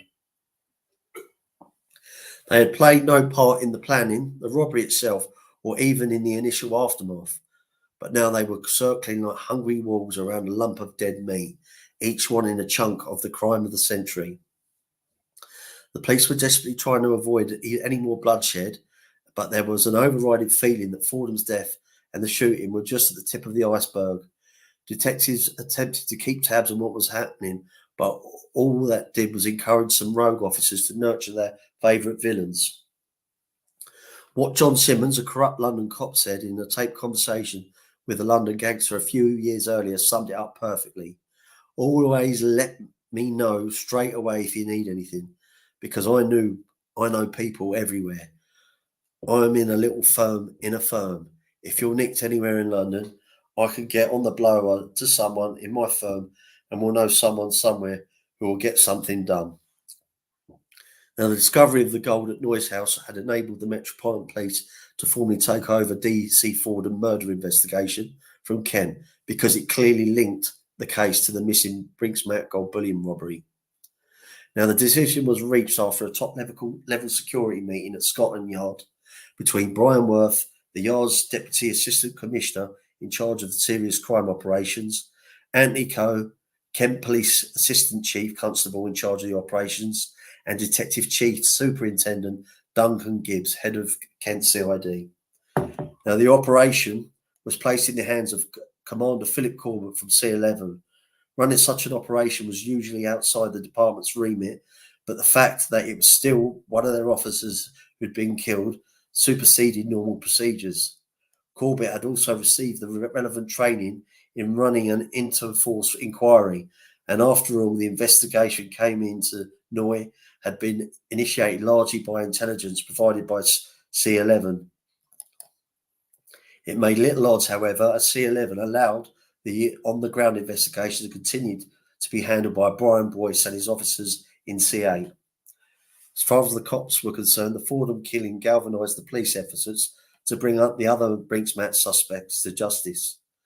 Corbett recruited master thief taker Tony Lundy, a straight-talking northerner with an extraordinary record for arresting villains.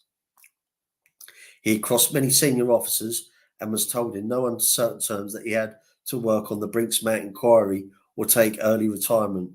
Lundy was given the brief to turn over every single suspect until they had brought the whole team to justice, as well as locating all the gold and prosecuting the killer or the killers of John Fordham. However, other detectives such as DI Tony Brightwell felt that the Fordham killing in fact diverted the investigation. He later explained the trouble was that John Fordham's death turned around the whole emphasis of the investigation. In some ways, it made it more difficult.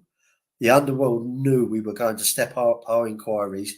They deliberately shrank back into the shadows, knowing full well that because a copper had been killed, we would not be holding back. Now, Tony Lundy disagrees on this to this day. He said in an interview in the autumn of 2010, before John Fordham's killing, the whole Brinks-Mat inquiry was drifting to such a degree that it looked as if no one else was going to get nicked in connection with the robbery or the handling of the gold. Lundy got to work in his own inimitable fashion and soon discovered that the gang's own solicitor, Michael Relton, had become a major conduit through which some of the gold was travelling. He joined in the other gang members in paying large sums of money into newly created bank accounts, purchasing plots of land on the Costa del Sol, and investing in properties all over the UK, Europe, and even North America. One account in a bank in Liechtenstein was in the name of Moyer Foundation. Suspected Brinks-Mat robber Perry apparently named it in honour of his favourite brand of champagne, Moet and Chandon, but misspelt it. Brian Perry's friend Gordon Perry, who had been heavily involved in handling some of the gold since the robbery, began taking frequent flights to Zurich. This rash of activity came because the gang had decided they could not wait any longer to start enjoying the proceeds of their crime. It was a huge mistake which would eventually cost them dearly. Now, in 1985, acquitted Brinks-Mat suspect Tony White bought a £146,000 house in Beckenham, Kent, in cash. It seemed to be his way of winding up the opposition, who consisted of the police and insurance investigators. Insurance agent Bob McCumb was infuriated but also quite relieved. The gang were finally starting to show their true colours by being greedy and flash, and that gave him opportunities to exert immense pressure, some of them to return the gold. Then Tony White, the so-called King of Catford, surprised his friends and his enemies by agreeing to talk to the Brinks-Mat loss adjusters.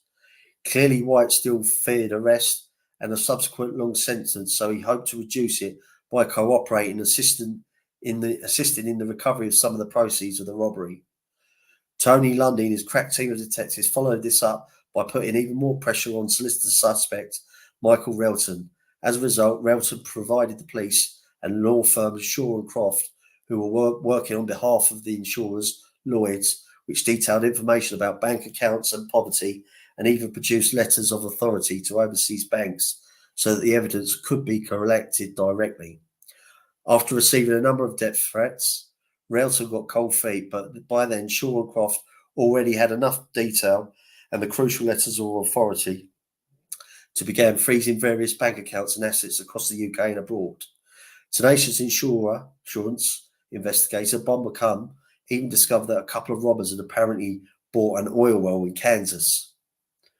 As Tony Lundy later explained, for once we had the support of every single officer from all sides of the police because one of our own had been killed in the line of duty. There was a healthy obsession inside the force to bring the perpetrators to justice, whatever the cost. By this time, police believed that at least half the gold had been smelted and sold back to legitimate dealers, including Johnson Matthey, to whom, ironically, it belonged to in the first place. Much of it even ended up as expensive jewellery. Meanwhile, the remaining gold, worth at least 10 million, was, they believed, buried and undiscovered. The proceeds of the robbery had already gone up in value tenfold, thanks to property investments, bank interest, and the ever-rising price of gold. At one stage, Detective Tony Lundy managed to persuade McAvoy and Robertson, both of them serving sentences at Long Lartin prison in Leicestershire, to meet him. Lundy believed that because of an appeal the two men had pending against their long sentences, they might agree to hand back some of the gold in return for a shorter term inside. At first, McAvoy and Robinson made it clear that they wouldn't consider any sort of deal that might involve grassing up any of their fellow gang members. Lundy had a sneaky admiration for both men, although he later concluded McAvoy was the real boss. He was the one calling the shots. Robinson was quieter, less aggressive, and less controlling. But I respected their attitude because of that they started to seriously consider doing some kind of a deal. That's when McAvoy astounded Lundy by openly boasting he had control of half the gold. That half doesn't go anywhere until I say so, said McAvoy. Lundy knew only too well that meant he might be able to get McAvoy's half back if he could persuade both men to cooperate. Today, Lundy insists that McAvoy and Robinson were on the verge of agreeing a deal when his bosses decided to deal with him directly with both men. Now, the deal immediately collapsed because other officers above me wanted a piece of the glory, added Lundy. It was the typical way of way things were done back in those days. Lundy was considered a loose cannon who needed to be pulled in now and again, but he remains convinced to this day that if he had been allowed to slowly work away at McAvoy and Robinson, then the remaining gold might well have returned. Instead, Lundy and other detectives were sent off travelling the world to try and unravel what many believe was one of the most sophisticated money laundering operations ever seen. They eventually traced the proceeds of the robbery to the Isle of Man, the Channel Islands, the British Virgin Islands, the Bahamas, Spain, and Florida. The inquiry also exposed close links between British, Italian, French, Spanish, and American criminals, including the mafia on the east coast of the United States. Brian Perry's mate, Gordon Parry, and crooked Brinks-Mat solicitor Relton were eventually linked to the deposit of at least 7.6 million around the world. Many large sums were transferred offshore via a Bank of Ireland account in South London. Now, at least 170 accounts were opened on the Isle of Man alone. It was a huge, complex, carefully organised laundering operation which required tenacity and skill to pick apart. Relton would later be convicted for his role in handling the gold and given a 12-year sentence in a separate trial. Parry was found guilty of 10 counts of handling stolen goods. Much of the Brinks-Mat money travelled through the series of international accounts before ending up in Switzerland and Liechtenstein. Increasing amounts continued to be invested in property in the London Docklands redevelopment boom in the mid-1980s, and a portion was used to buy a former selection of Cheltenham Ladies College, which was then converted into flats and then eventually sold off for a total of 1.6 million, providing the robbers with a 40% profit. Investigators, including Detective Tony Lundy and insurance agent Bob McCum, found one investment bought for 1.6 million, and it was later sold for 8 million. Another building bought for 2.7 million was sold for 4.25 million. And a third deal saw them net 1.75 million for a property bought at £750,000. Lundy started looking especially closely at the Brinks-Mat handler, Gordon Parry, who'd been recruited by his mate, the suspected robber Brian Parry. It turned out that Parry's son lived with Parry's daughter. Lundy knew that these sort of personal connections could provide a useful way into the investigation. As the investigation progressed, it soon became clear what a significant figure Brian Parry was in the gang. Parry was renowned in his London criminal fraternity as a good operator. He had links with all sorts of notorious faces, including the notorious Arifs, a South London Turkish Cypriot family involved in serious crimes including drug smuggling and armed robbery. Perhaps surprisingly, Brian Parry had several attempts to provide an alibi for his old friend Mickey McAvoy, but his efforts had failed. The police professed themselves to be amused by his attempts to back his friend's story up when his wife had already provided an alibi. Some in the underworld suspected Parry wasn't so disappointed at the outcome, as it left him in charge of a big percentage of the original Brinks-Mat gold. Perry claimed to be the one entrusted with looking after McAvoy and Robinson's interests when they were jailed. When McAvoy had seriously considered trying to reduce his sentence by offering to help the police officers recover the gold, he negotiated with them through Perry. But like all proper villains, Brian Perry looked after his own interests before anyone else. Above the desk in the office of his South London minicab office was a sign which said, "Remember the golden rule. Whoever has the gold makes the rules." McAvoy began to suspect Perry was plundering his share of the gold. When Perry purchased an expensive family house in Biggin Hill, Kent, by all accounts, the incarcerated McAvoy was outraged. One detective close to him later explained, "Mickey went ballistic when he heard about Perry's new gaff. It was a real slap in the face for him. After all, he was doing a 25-year stretch, while the others were out about enjoying champagne lifestyles thanks to the job he masterminded." According to a Channel 4 programme on Brinks-Mat, McAvoy eventually got so angry he sent a letter from prison threatening to kill Perry if he failed to cough up McAvoy's share. It seems that Brian Perry thought himself invincible. He even jokingly referred to the fact that if his mate Gordon Perry were to die, he'd get his 3 million share of the proceeds. Rumours started to circulate in South East London that Perry was feeding information to the police in exchange for being left alone.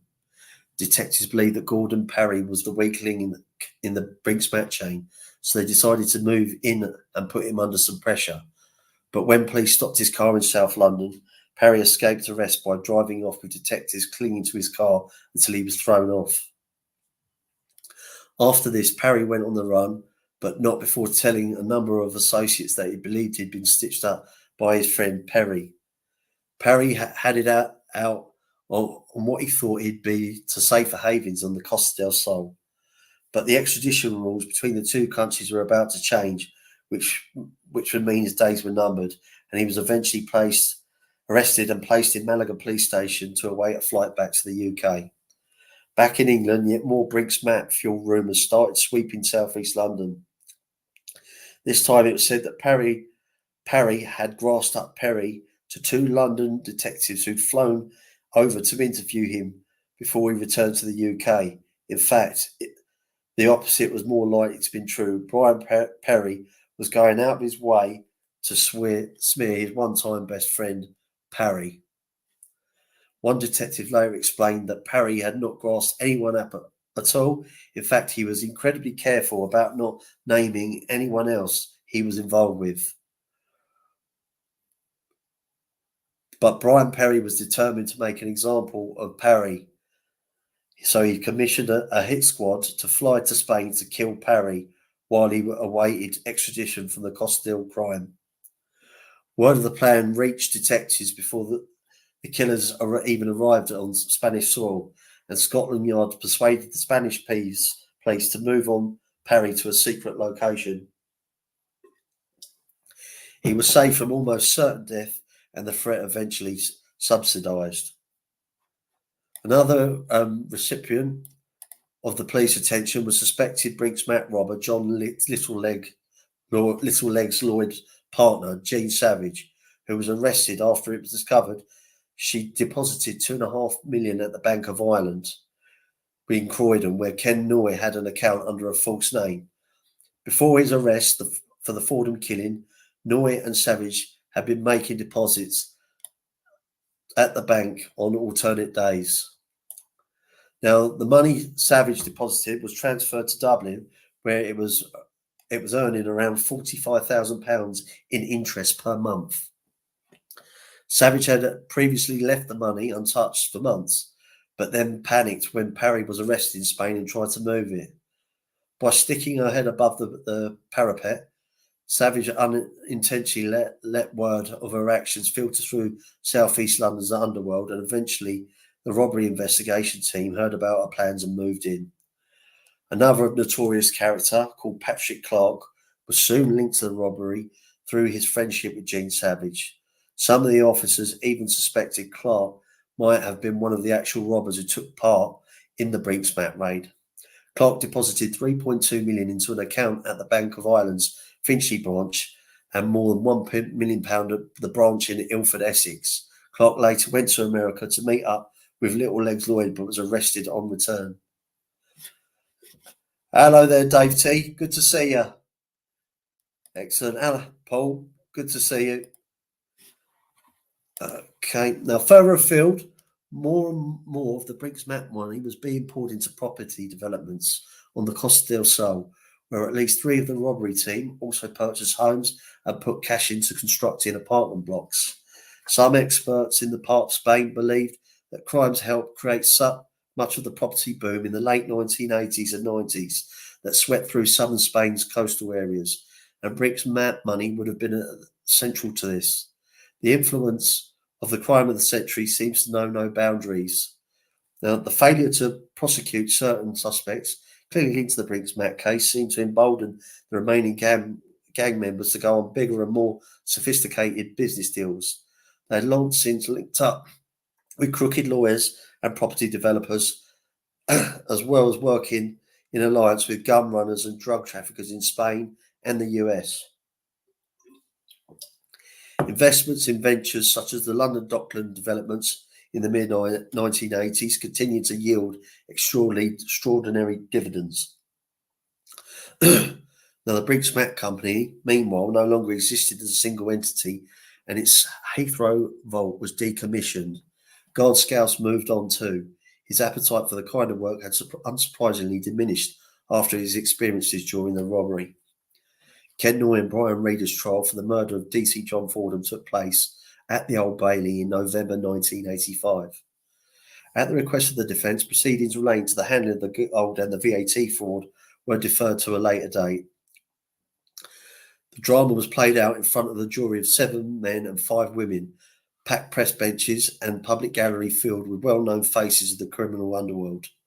Security was so tight that each time Noy and Reeder arrived or left in prison vans, streets around the court were closed off and armed police were posted at various vantage points.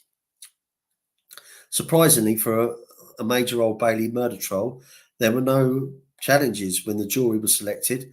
Under English law, a defendant had the right to generally exercise through the defence counsel to reject 3 jurors and demand replacements without giving any reason. Over the years, many defence lawyers had challenged anyone who looked remotely middle class, the belief of being that the more affluent and respectable juror looks, the more likely he or she is to accept the word of the police against a defendant. Ken Noy used his wealth to secure the services of John Matthey QC. Matthew was a wily, highly respectable legal eagle whose professional skill had already got Tony White a pass out of jail. Matthew insisted that neither Noy or Reeder had anything to fear from the middle-class jury because they had nothing to hide. Matthew went on to challenge virtually every police statement in his bid to prove Noy's innocence. On the day of the trial, immediately after the jury had been sworn in, the court was cleared, while the judge, Mr. Justice Caulfield, outlined to the jurors that the protection they were to receive, including round-the-clock police guard and the interception of all telephone calls to their homes. Police fears were fueled on the first day when Reeder's old friend John Goodwin turned up in the public gallery at the Old Bailey. Just a few years earlier, he'd been sentenced to 7 years for nobbling the jury in a burglary trial in which he and Reeder were co-defendants. Scotland Yard officers visited the jury at the end of each day hearing to make sure there had been no approaches. One of Noy's relatives was alleged to have approached the juror in a South London suburb of Bronling while she was out shopping. The woman was immediately given 2 police guards. 72 police officers were assigned to jury protection during the Noy and Reeder trial. It was a huge show of force and seemed deliberately intended to tell the criminals they should not even attempt to influence the jury. The start of the trial brought an immediate objection from the defence to the use of photographs of the house and the grounds of Hollywood Cottage, which were to be distributed to the jury. The photographs, Noy's QC Matthew pointed out, He'd been taken in the daylight and could give out a misleading impression as Noy's alleged murder of Fordham had occurred at night. Now, the judge agreed and asked if the defence wanted the jury to see the property for themselves in conditions similar to those of the night in question. The offer was readily accepted. The court was adjourned, and later that evening it reconvened in one of the most bizarre settings in British legal history. At 5:50 p.m. in the darkness and during a heavy rainstorm, 3 limousines ferried the jury to the gates of Hollywood Cottage. The jurors pulled their coats over their faces to hide their identities from the waiting television crews and press photographers. 10 minutes later, with blue lights flashing, 2 police cars arrived. Behind them was a green prison van containing Noy with a police backup Range Rover following. Brian Reader had decided against attending, which was his legal right. On the tarmac apron outside the gates, just yards from where Fordham had been found dying by his colleagues, the Old Bailey clerk convened the court. The official shorthand writer beside him was sheltering under an umbrella while he painstakingly recorded everything that was said. Then there was no judge, complete with bowler hat. Noy had escorted the 4 policemen and 4 prison officers, one of whom he was handcuffed to. The jury and a clutch of legal representatives were shown the grounds following a discreet distance where more than 30 journalists straining to hear every word. Up at Brenda Noy and her 2 sons were grouped together at a lighted window, waving fawnily to Noy, hemmed in on both sides by his burly escorts. Moments later, Brenda Noy handed out a coat and a pair of Wellington boots for Noy to wear. They were thoroughly checked under torchlight by the 2 police officers before he was allowed to put them on. The expression on Noy's face was a combination of aggressive confidence mixed with injured innocence. It was the way he looked for much of the trial. In the days of the legal arguments that followed, Noy's decision to splash out on Matthew, one of the best defence counsels in the land, proved to be money well spent. Matthew admitted that Noy had indeed carried out the stabbing, but insisted it was justified defence after Foreman had struck Noy in the face when he was discovered. In that admission, much stress was laid on the way Foreman looked that dark night, dressed in camouflage clothing and a balaclava. He said, "Matthew has struck terror in the bravest of us." Matthew told the court that Noy's reaction had been shocked terror. He froze terrified with fear. Then he was hit in the face, in the left eye. He didn't know with what, but he sprang to life, thinking in a flash that he had been struck with some kind of weapon, and assumed that the other man was armed. He presumed he had seconds to live. He thought his end had come, and in a blind panic, stabbed and stabbed. Brian Reader's counsel also insisted there was no case to answer. Reader exercised his right to give evidence at all during the trial, and just in the case they thought this indicated that he had something to hide. The judge reminded the jury it was only since 1898 that a person charged with any offence, including murder, had the right under English law to give evidence. Reader could only be found guilty of murder. Reader could only be found guilty of murder if first Noy was proved to have murdered, and if Reader was proved to have given assistance or participated in an assault with the intention of killing Fordham or causing him serious injury. Thus, in this case, there was no pressure for manslaughter option. The court heard that Brian Reader had been seen to make a kicking motion by Fordham's colleague, Neil Murphy, but he did not see where the kick landed and claimed he was made in a statement 5 months earlier after Fordham's death.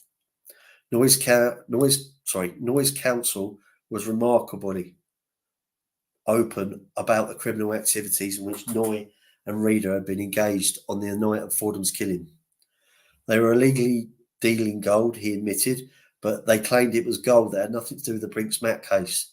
The bullion found at Hollywood Cottage was the subject of proceedings to be dealt with separately. So in the interest of justice, the full details of the involvement of Noy and Reader with the Brinks-Mat bullion were omitted. The prosecution in the murder case could only mention if when explaining why the two defendants were under surveillance. With Brinks-Mat, it was alleged that the stakes were so high that Noy and Reader had no compunction about murdering anyone who jeopardised their activities. The prosecution said that Noy had millions of pounds in various bank accounts and referred to the account in Brenda's Noy's name at an Irish bank that contained $1.5 million. I have no access to the various bank accounts, but the money is not mine, Noy told the court. By admitting to both the killing, the fact that he was engaged in a wholesale gold smuggling operation, Noy would hardly present himself as a respectable figure to the jury at the Old Bailey.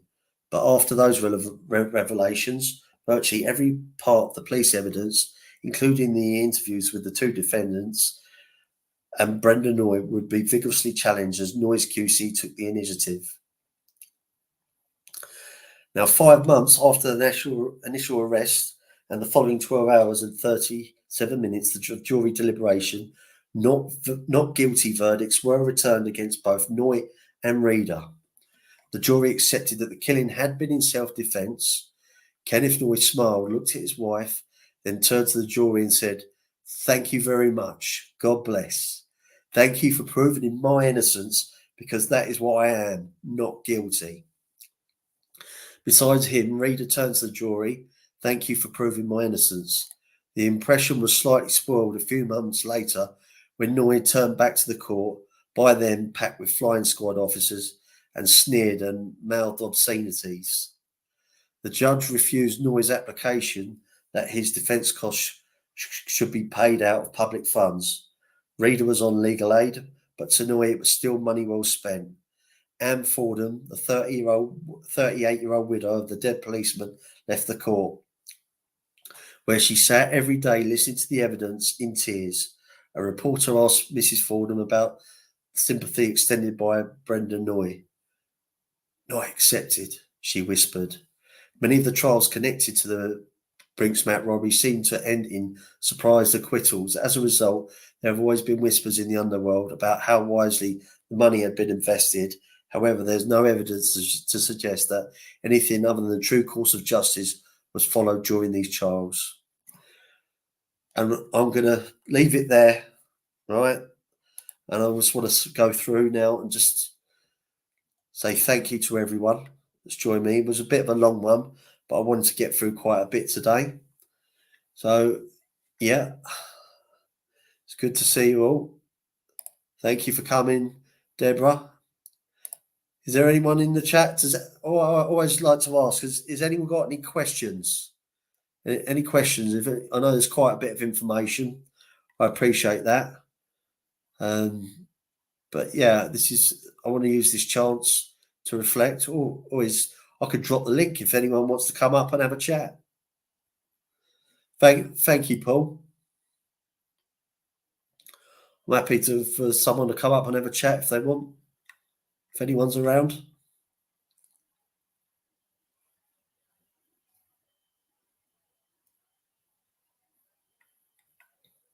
Okay.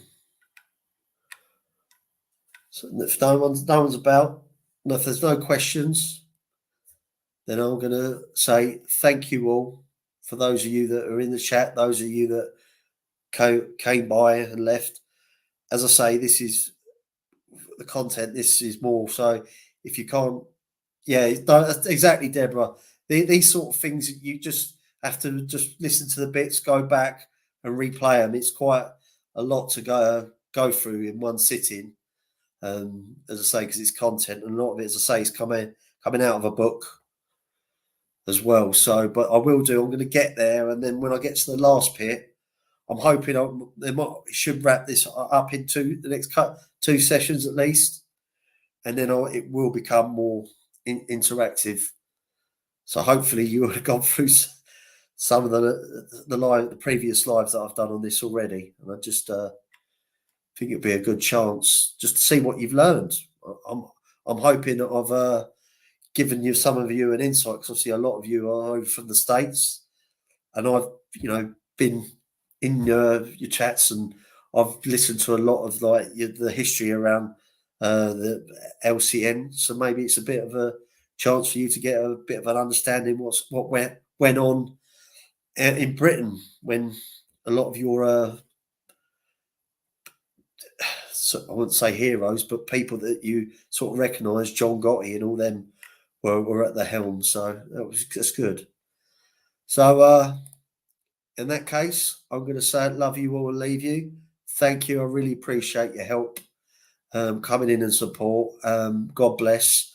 And I'm hopefully I'll keep an eye on my community page, but I do ideally want to get the next part rolling tomorrow, which will be 4 p.m. Eastern time.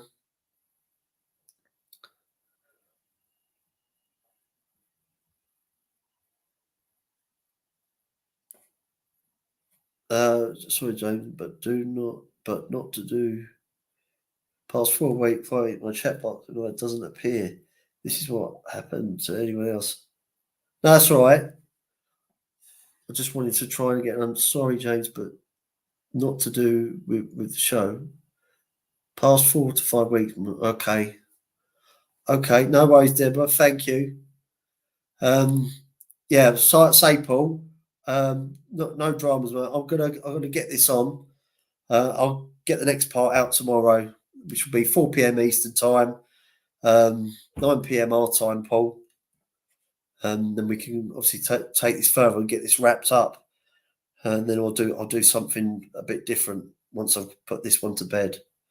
But yeah, thank you all for coming. God bless.